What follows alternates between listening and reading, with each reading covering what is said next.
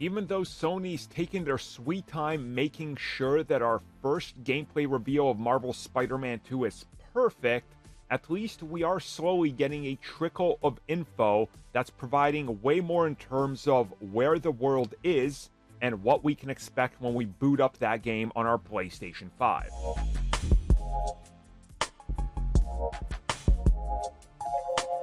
So thanks to PlayStation Blog and various other links that they have associated with it, that of course link to upcoming comics that are teasing more, and just general all-around more info, whether it's people associated with the project, dropping little hints here or there. Personally, we can kind of sort of start to piece together just what's happened since Marvel Spider-Man and Miles Morales. So for instance, we learn that MJ is having a really hard time. She's very much still trying to be independent and really not rely on anybody else, so she went out and wrote a book. The book just happens to be a complete bomb. It's not selling and she really needs to boost it.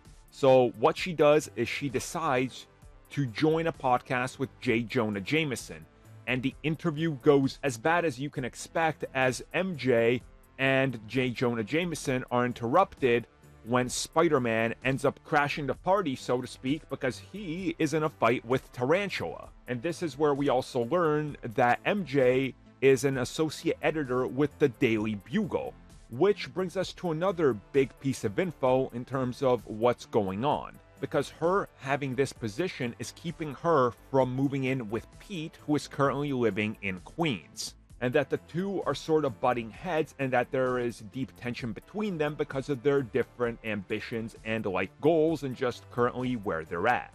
Obviously, with Peter now in Queens and Aunt May gone, Peter has taken on all that debt and everything she has, so you can see how MJ cannot just move out there, and it's not as simple for her as just, hey, I'll just take a quick trip into the city and work. I mean, it's quite a ride. So the two having these tensions is really, something that's really going to be at the center of this, and they've teased this before.